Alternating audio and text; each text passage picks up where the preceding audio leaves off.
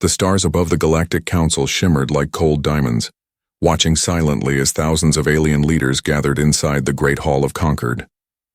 The chamber was massive, a floating cathedral of light and glass that circled an ancient red sun. Each representative came from a different world, from insectoid queens wrapped in crystal armor to gaseous beings that shimmered within containment spheres. All of them were powerful. All of them were proud. At the center of the hall stood Counselor Vareth, the oldest among them, his scales dull with age and his voice soft but steady. He had seen empires rise and fall.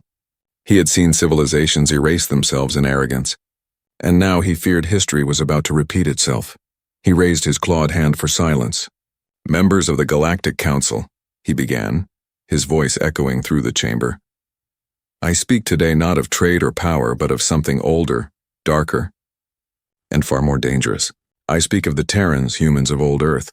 A murmur spread through the crowd. The name sounded strange now, ancient. For most of them, humanity was only a myth, a story told by explorers and soldiers. It had been nearly 1,000 years since anyone had seen a human world. Many believed they were extinct, Vareth continued. Long ago, they built ships faster than light and weapons that could silence stars. But they disappeared. No one knows where they went. Yet, in the dark edges of the galaxy, their machines still move. Their warnings still speak. He activated a holodisplay. The chamber dimmed and a distorted human voice echoed from the ancient recording. "This sector is under Terran protection. Entry forbidden. You have been warned." The hall fell silent. The voice was calm, almost gentle, but it carried a weight that none could ignore. It sounded alive. It sounded real. Then, from the back of the hall, laughter broke the silence. Admiral Scion of the Varn Dominion, a tall reptilian warrior with gold markings across his armor, stepped forward. "Old ghost stories," he sneered. "Counselor, are we to fear a species that vanished before our ancestors learned to fly?" Others joined in. The Arvani delegates, known for their arrogance, hissed their agreement. "Humans were savages," one said.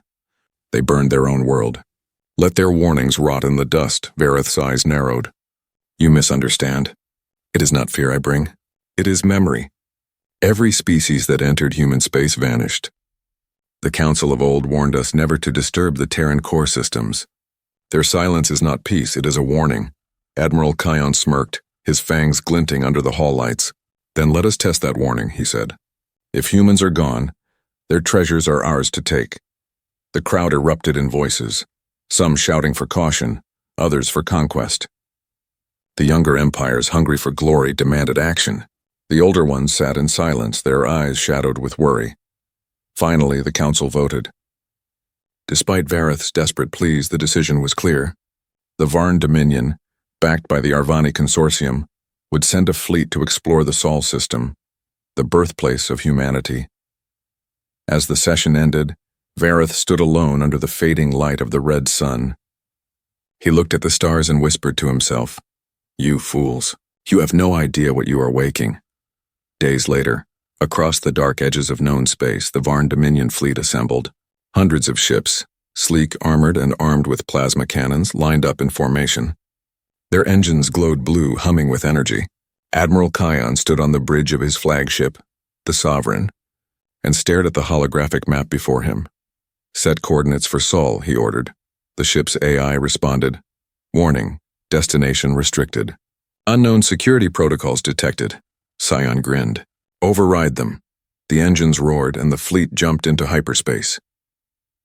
Back at the Galactic Council, Vareth watched the news feeds in silence. The young empires were celebrating already, imagining human ruins filled with advanced technology and forgotten weapons. To them it was just another expedition. But Vareth could not shake the memory of the old voice from the recording. He returned to his private chamber where he kept a relic, an old piece of Terran metal covered in strange letters. He had found it decades ago on a dead moon. When scanned, it revealed nothing special. But when held under light, faint human words appeared. They read, "We are the children of Earth. We forgive, but we never forget." Vareth placed it gently on the table and whispered, "Please, stay sleeping." Weeks passed. Then one morning, the Council received a distress call from the Dominion fleet. The signal was faint, broken by static and fear. "This is Admiral Scion. We found nothing. Only darkness. Our sensors. Something is here. Not. The message cut off. For several hours, the Council tried to contact the fleet. No response. Then one by one, the Dominion ships vanished from the galactic grid. No explosions, no debris. Just gone. The Arvani panicked. They demanded an explanation. The Council's scientists searched for answers but found only a trace of energy. An old signature, unmistakable and impossible. It was Terran technology. Vareth stood before the assembly once again. "Now do you believe me?" he asked, his voice trembling. "They warned us, and you ignored it." No one spoke. The hall that once echoed with laughter was now filled with silence. In the shadows of space far beyond their reach, something ancient stirred. Old satellites awoke, defense systems powered on, and somewhere in the ruins of Earth, a light turned red for the first time in 1,000 years. A mechanical voice whispered through the void. "Intrusion detected. Defense protocol initiated." The silence of humanity was broken, and the galaxy had just made its greatest mistake. The stars stretched endlessly before the Varn Dominion fleet, their blue engines cutting through the void like streaks of lightning. Admiral Kain stood at the edge of his command bridge, staring at the dark void on the holographic map. Ahead lay the Sol system, a place that had been abandoned for 1,000 years, a place no one dared to visit. "Status?"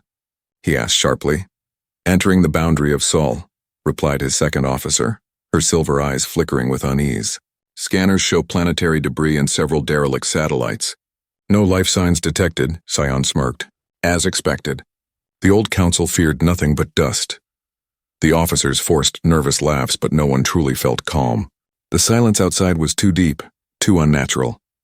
The ships glided past Mars, its red surface long dead and cold. Then Earth came into view, half hidden behind an enormous cloud of orbital wreckage. Once it had been blue and alive. Now it was gray, shrouded in shadow, its cities buried under ash. Yet something strange happened. As soon as the fleet approached, every ship's console flickered. Words appeared across every screen. "Restricted zone, leave immediately." The bridge lights dimmed. A low hum filled the air like the voice of a sleeping giant. "Ignore it," Sion snapped. "Continue forward."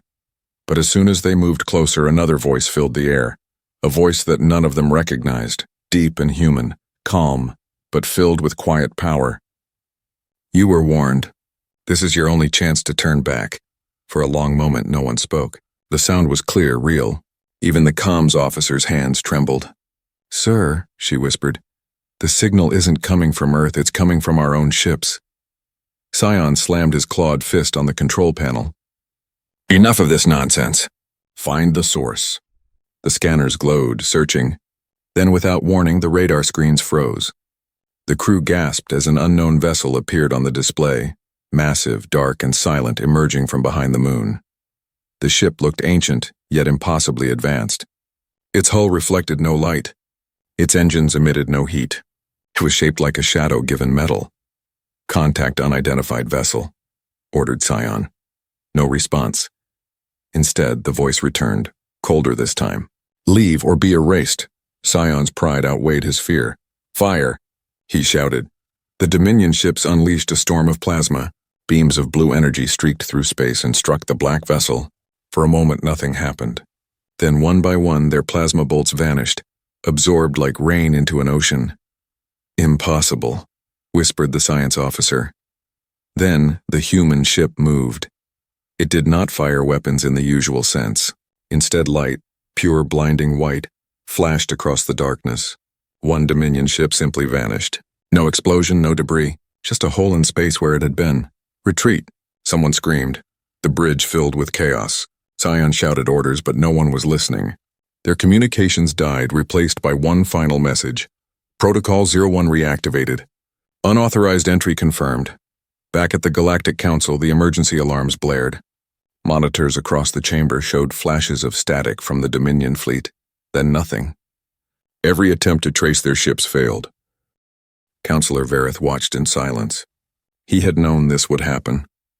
Still, the fear in his heart was real. "It begins," he whispered.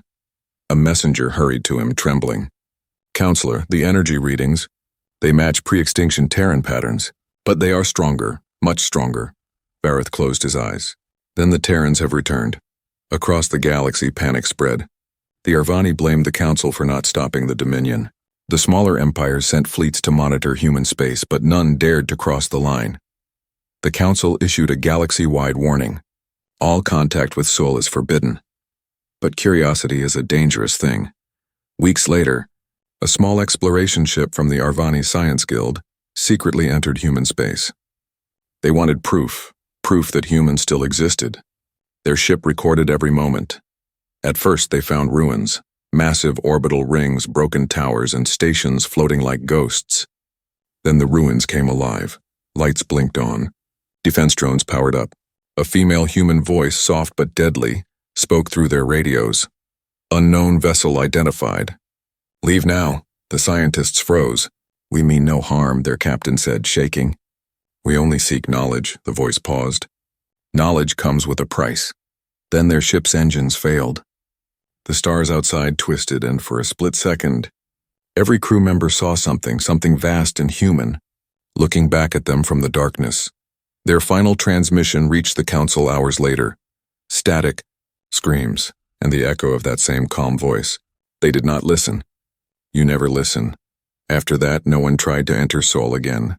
In the following days, strange signals began to spread through the galaxy. Ancient Terran codes, repeating endlessly across every frequency. Some ships received ghost transmissions, old human military orders, system pings, and the word awaken. Entire planets lost communication for hours, then came back online with their systems completely rewritten. Machines started showing unknown updates. Satellites turned themselves toward Earth, transmitting silent data streams. Vareth stood in his chamber, staring at the star map. The human region was growing brighter. Not an attack, he murmured. A preparation. He knew then that humanity was not returning out of anger. They were responding to something older, a protocol they had buried long ago. And across the void, deep beneath the ruins of old Earth, a voice spoke through the silence for the first time in a millennium. Terran command. Reactivated. Back in the Council chamber, the young races still refused to believe. They called it superstition. They called it fear. But Vareth, the old counselor, stood before them one last time and said quietly, "You think the humans are monsters? You are wrong. They are survivors. And when survivors are provoked, they become something far worse." The chamber fell silent. Outside, in the endless dark, countless eyes began to open, mechanical, human, and merciless. The galaxy had crossed the forgotten edge, and there was no turning back. The galaxy held its breath. For months, no one heard another word from the Sol system. No ships came back, no signals, not even static. The younger species told themselves it was over. The humans were just machines, ancient ghosts defending ruins. But deep down, fear lingered. The Galactic Council demanded answers. Fleets were dispatched to observe the border systems near human space. They stayed far, scanning from a distance, terrified to go closer. The reports they sent back were vague and nervous. Unusual activity, gravitational shifts, energy signatures not matching any known species. Then the first incident happened. A merchant convoy passing near the Vega corridor sent a single distress call before vanishing completely. When a rescue team arrived, they found no debris, only a massive circular scorch mark in space, as if the stars themselves had been burned away. The report went to the Council. Panic grew. But Admiral Xian's people, the proud Varn Dominion, refused to accept the truth. It must be pirates, they said, or experimental weapons. They would not admit that humanity was back, so they sent their second fleet. The Varn Vanguard, 1,000 warships strong, entered the Vega sector to investigate. It was the largest military force the galaxy had seen in centuries. Every ship was equipped with the latest weapons, shields, and tracking systems. They expected victory, but when they arrived, they found something impossible. The ruins of an ancient Terran station floated before them, miles wide, hollow, and quiet. Inside its broken walls, faint lights flickered. The fleet surrounded it. Scanners could not read anything. It was as if the structure existed and did not exist at the same time. The fleet commander ordered a probe launch. As soon as the small drone entered the station, every ship's light dimmed. Their power dropped to zero, One by one, the ships went dark, and then the voice returned. You ignored the warning. You killed what was left. Now you will see. The stars around them shifted. Shadows moved in the dark. Hundreds, then thousands of shapes emerging from the black. They were ships, but not like anything the Dominion had seen before. Smooth, silent, black as oil, their surfaces rippled like liquid metal. Human ships. They did not hail. They did not threaten. They simply advanced. The Dominion opened fire first. Plasma beams cut through space, lighting up the void. But before the energy reached its targets, it bent, twisting into nothing. The human ships absorbed every shot like smoke. Then, without warning, they answered. Blue light filled the sky. A single pulse rippled through the Dominion formation, silent and invisible. Moments later, every ship erupted, not in fire, but in silence. The explosions froze mid-air like time had stopped. Inside those ships, crews screamed, but no sound escaped. They watched helplessly as the light around them fractured. The universe itself seemed to fold. Then, everything went dark. The Council received fragments of the transmission, only a few words before the signal ended forever. They are awake. They remember. News of the massacre spread faster than light. Entire worlds went quiet. The younger races that once mocked Vareth now hid behind their fleets. The old ones whispered prayers. Counselor Vareth stood before the assembly, his voice shaking. They warned us. This is not war, it is judgment, but some refused to accept it. The Arvani, ever arrogant, demanded retaliation. If they are back, said their leader, we will strike them first. They launched their crusade within a week. Thousands of ships marched toward Sol, the largest armada in the galaxy's history. What they found was not Earth. Instead, they emerged in the middle of a storm, an artificial one. Space itself twisted and screamed. Their navigation systems collapsed. Half their ships were torn apart by invisible forces before they could even form ranks. And in the center of it all, they saw them, dozens of human vessels floating like silent guardians. Their hulls bore markings in a language no alien could read. Some were old and scarred, others sleek and new as if freshly forged. The Arvani commander tried to communicate. His voice shook as he spoke. This is the Arvani Armada. We come in peace. Before he could finish, a female voice interrupted, calm and cold. Peace was an option. You chose arrogance. The Arvani fired first, as they always did. They fired everything. Missiles, beams, dark matter warheads, thousands of weapons lighting up the void. And still, the human ships did not move. When the fire ended, the space before them cleared, and the humans were still there, untouched. Then came their response. The lead ship turned, and for a moment every alien felt the universe pause. A pulse of light expanded outward, and every Arvani ship disintegrated in silence. Not destroyed, erased, no debris. No screams. Nothing. The human fleet drifted forward, calm as ever, engines glowing softly. They did not chase the survivors. They simply turned back toward Earth. The council chamber was in chaos. Voices shouted over one another. They're unstoppable. We must surrender. We must talk to them. But Vareth stood silent. He understood something others did not. Humanity was not attacking to conquer. They were removing threats surgically, methodically, without cruelty or joy. He whispered to the room. They are not monsters. They are consequences. Days later, something strange began happening across the galaxy. Human transmissions started appearing on old communication bands. Short phrases. Simple sentences. We warned you once. You did not listen. We will not warn you again. Then, as quickly as they began, the signals stopped. The galaxy was left in complete silence. But the silence was not peace. It was fear, the kind that crept into every ship, every mind, every planet that ever dared to forget what humanity once was. In the dark sector near Sol, a massive structure floated, a ring larger than any known planet. On its surface, machines worked without rest. From above, they formed words in glowing blue light. Terran command. Reconstruction complete. The humans had not only returned, they were rebuilding. And somewhere behind the cold metal of that ancient ring, a single human voice spoke softly into the void. For every warning ignored, there must be a lesson. The galaxy was about to learn it. The galaxy could no longer pretend that humanity was gone. Worlds that once celebrated their own power now lived in silence, dimming their lights at night as if hiding from the stars themselves. Every civilization felt the shift. Trade routes abandoned, fleets recalled, explorers vanished. Even the most arrogant empires now spoke of humans not as myth, but as a force of nature, something eternal and merciless. Still, the Galactic Council demanded answers.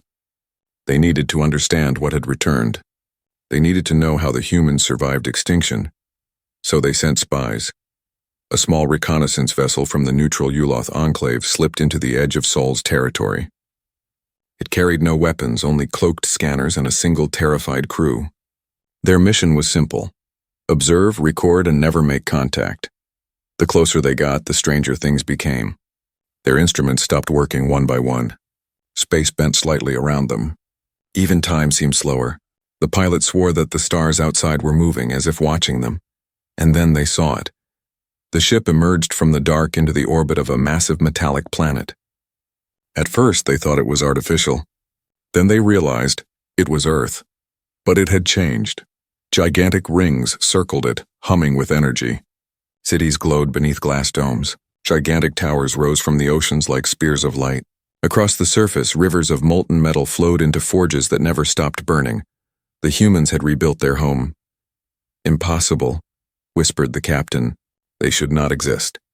The sensors struggled to read the energy output. The readings jumped from high to infinite, then failed entirely. It was as if the machines themselves refused to understand what they were seeing. Then the ship's comms clicked on. A voice spoke through every channel, calm and clear. "You are trespassing," the captain froze. "We mean no harm. We are explorers," the voice paused, then replied, "Explorers seek knowledge. Thieves seek secrets. Which are you?" Before they could answer, a bright beam of blue light scanned their ship from bow to stern. The engines shut down instantly. The crew felt their breath freeze as every system died, but they were still alive. "You will land," the voice said. Their ship descended slowly, controlled by an unseen force. As they fell through the atmosphere, they saw the truth of the hidden empire. Vast human cities powered by suns trapped in glass. Warships the size of continents drifted above the clouds. On the ground, millions of human soldiers moved in perfect order, their faces hidden behind black visors, their flags showing only a white circle on a red field. When the vessel finally touched down, human guards surrounded it. They wore uniforms that mixed the old and the new, part military, part machine. Their movements were precise, cold, almost robotic. The Uloth captain stepped out slowly, shaking. "We seek to understand," he said softly. One of the humans, tall and pale, approached. His eyes were steel gray, his voice calm. "Then understand this," he said. "We never died. We simply waited." He led the alien through a corridor made of shining metal that pulsed with faint light. As they walked, the alien saw faces, young, old, and yet all the same, silent, disciplined, unwavering. They reached a grand chamber. A single human sat on a raised platform, wearing an old Navy uniform, dark blue and marked with ancient symbols. His hair was white, but his eyes were sharp, filled with something the alien could not describe. Neither hatred nor mercy, but purpose. "I am Commander Elias Kain of Terran Command," the man said. "You wanted to see humanity. Now you have." The alien tried to speak but stuttered. "We thought you were gone, destroyed." Kain smiled faintly. "Gone? No. We learned long ago that peace makes you soft. So we left, we hid. We watched. And when the galaxy grew arrogant again, we prepared." He stood, walking toward a massive viewing window. Outside, dozens of colossal starships floated, their thrusters glowing blue. "You destroyed our ruins," Kain continued. "You mocked our memory. You came into our home without respect. You awakened something that should have stayed quiet." The alien swallowed. "Will you destroy us all?" Kain turned to him, expression calm. "No, we do not destroy. We correct." Back at the Galactic Council, the Uloth ship returned after 8 long days. But when the crew disembarked, something was wrong. Their eyes were dull, their voices mechanical. They repeated one message in perfect unison before collapsing. "They are awake. They are rebuilding. They are coming." The council descended into chaos. Panic filled every corner of the galaxy. Old enemies forged alliances overnight. Fleets gathered. Worlds prepared defenses. But Varith, the old counselor, sat alone in his dark chamber. He had seen this coming. He opened a dusty file, an archive older than the council itself, and played a message marked, Terran Transmission 001, a human voice spoke from the past, calm, certain. If the galaxy forgets, we will remind them. If they invade, we will return. And when we return, we will never hide again. Varith looked up, whispering to himself, You always knew this day would come. Outside his window, the night sky was no longer empty. Lines of light appeared across the stars. Thousands of Terran ships moving in formation, silent, unstoppable. They passed through wormholes that opened like glowing scars across the void. No declaration of war. No message. No mercy. Just the sound of thunder returning to a galaxy that had forgotten what it meant to fear. On the edge of known space, a single Terran broadcast echoed across every channel, every planet, every mind. This is Terran Command. We are not your enemies, but we are not your prey. You were warned. You will listen now. And across the stars, for the first time in 1,000 years, the galaxy listened. The stars had gone quiet. For the first time in galactic history, the endless hum of transmissions, trade signals, and political chatter was replaced by one feeling shared across every world: fear. The Terran fleets had moved beyond Sol, and their arrival in neighboring systems was like the coming of a storm. There were no announcements, no demands. One moment the sky was empty. The next, enormous human warships filled it, black, angular, and silent as death. They did not fire immediately. They observed, recorded, waited. When the local fleets raised their weapons, the humans responded without hesitation. No warnings this time. No mercy. The first planet to fall was Thrin, a fortress world of the Arvani. Their generals were confident, surrounded by defense rings and shield satellites. But the humans didn't attack from space. They used gravity itself. High above the planet, Terran ships aligned in perfect formation. Space shimmered like a mirage. Within seconds, every weapon on Thrin's surface turned inward, firing at itself. Cities crumbled under their own guns. The entire planet burned before a single human shot was fired. Across the council, live footage leaked from Thrin's last broadcast. A view of the night sky filled with motionless Terran ships, their lights cold and blue, watching the destruction below in silence. They did not kill us, said the final message from the Arvani governor. They made us destroy ourselves. In the great hall of the Galactic Council, the surviving leaders gathered. Their faces were pale, their voices low. We must surrender, one whispered. To whom? Another asked. They do not speak to us. They erase us. Counselor Varith stood, his voice trembling but steady. They will listen to reason. They always did once. The chamber erupted with shouts. You speak as if you know them. I do, Varith replied. Because once, before all this, they were like us, curious, proud, flawed. It was our greed that taught them to fear again. Meanwhile, deep within the Sol system, Commander Elias Kain stood aboard the Terran flagship Iron Dawn, watching the galactic map unfold before him. Hundreds of red dots, enemy fleets blinked, then faded one by one. His officers awaited orders. Commander, said an AI voice beside him, smooth and human-like. The Arvani have been neutralized. The Dominion worlds are falling. Shall we proceed to full purge? Kain's face was unreadable. No, that is not our mission. The AI tilted its head. Clarify, sir. We do not destroy the galaxy, Kain said softly. We remind it who it's dealing with. He turned toward the window, watching the glow of distant explosions ripple through the void. Transmit my message to all frequencies. Every world, every ship, every screen, every voice channel suddenly froze. A face appeared, human, scarred, calm. Commander Kain's voice spread across the stars. This is Terran Command. You were warned and you ignored it. We are not conquerors. We are not gods. We are humanity, and we remember. We remember every world that stole from our graves.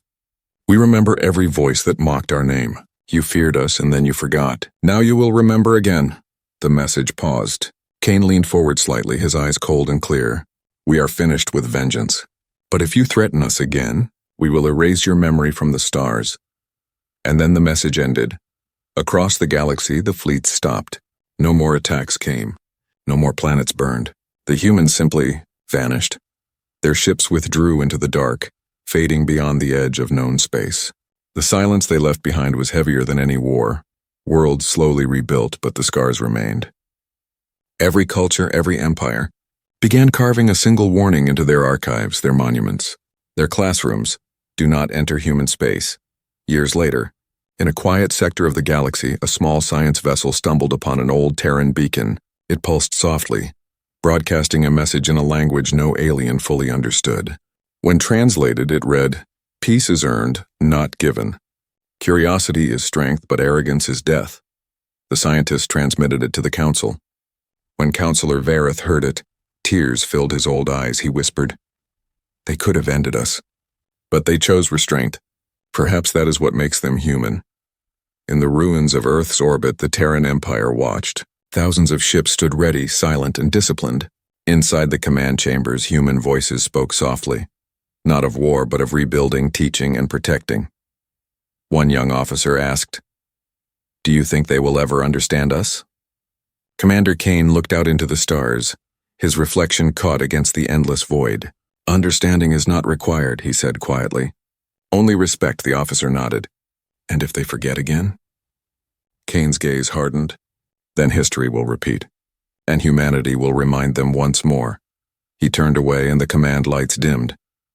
Far across the stars, in the halls of alien academies, children were taught about humanity as both myth and truth. They learned of the ancient warning. They learned that a species once fragile had become eternal. And in the quiet night sky, when the stars flickered, every child knew what their elders never truly understood. Somewhere, behind that endless black, the humans were still watching, waiting,